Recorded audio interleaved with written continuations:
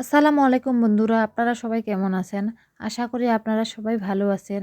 আজকে আমি আপনাদের সামনে নিয়ে এসেছি একটি ডিমের মগজ ভাজি। এটা কিছুটা দেখতে মগজের মতো, কিন্তু এটা মগজ ভাজি না। তো দেখতে পাচ্ছেন এখানে আমি 3টা ডিম নিয়েছি। এই 3টাকে আমি ভেঙে নিব।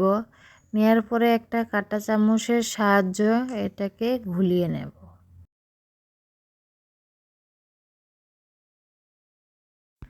তো আগে থেকে একটা কড়াই বসিয়ে রেখেছি চুলায়। এরপরে সয়াবিন তেল দিয়েছি আমি।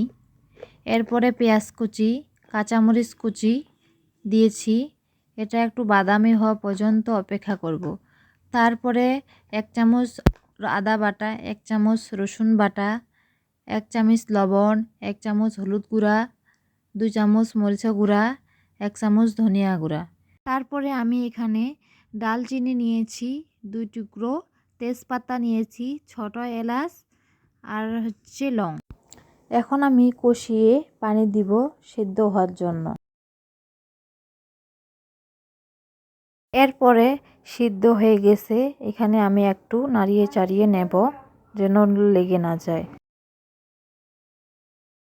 এরপরে ঢাকনিটা উঠিয়ে আমি নেড়ে নিচ্ছি যেন নিচে না লেগে যায়।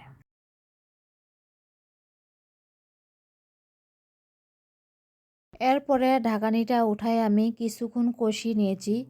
কষানো হয়ে গেলে আমি ডিম আগে থেকে ভেঙে রেখেছি, এই ডিমগুলো দিয়ে দিব। দিয়ে ডিমগুলো ভালো করে কষাবো যেন শুকনো শুকনো হয়। তারপরে 1 মগ পানি দিয়ে এটাকে সিদ্ধ করে নিব।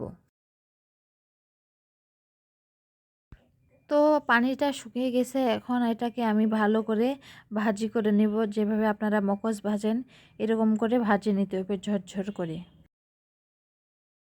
বন্ধুরা দেখতে পাচ্ছেন এখানে আমার ডিম ভাজিটি হয়ে গেছে।